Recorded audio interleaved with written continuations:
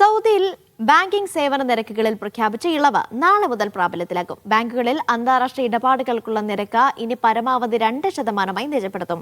Central ബാങ്കിന്റെ നിർദ്ദേശമാണ് ബാങ്കുകൾ നടപ്പാക്കി തുടങ്ങുന്നത്. ബാങ്കുകളുടെ വിവിധ സേവന നിരക്കുകളിലും മാറ്റം വരും.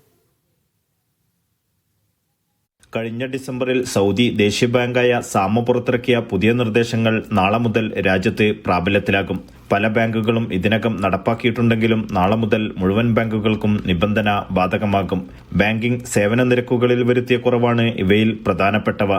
പുതുക്കിയ മാനദണ്ഡങ്ങൾ 60 ദിവസത്തിനകം നടപ്പിലാക്കാൻ ബാങ്കുകൾക്കും ധനകാര്യ സ്ഥാപനങ്ങൾക്കും സാമ നിർദ്ദേശം നൽകിയിരുന്നു.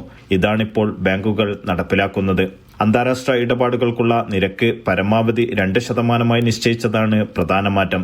GCCക്ക് പുറത്ത് മദാക്കാർഡ് ഉപയോഗിച്ചുള്ള അന്താരാഷ്ട്ര പണം പിൻവലിക്കലിനുള്ള ഫീ ഇടപാട് മൂല്യത്തിന്റെ 3% പുതുക്കി നിശ്ചയിച്ചു. പരമാവധി തുക 25 റിയാലായും നിജപ്പെടുത്തി.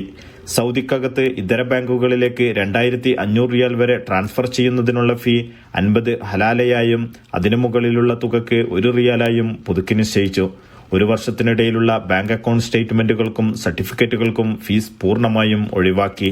മദാക്കാർഡ് റീ ഇഷ്യൂ ചെയ്യുന്നതിനുള്ള ഫീ പരമാവധി 10 റിയാലായും പുതുക്കി നിശ്ചയിച്ചാണ് മാറ്റം നിലവിൽ വരുന്നത്. Noushad Irikkur, media 1, Dammam.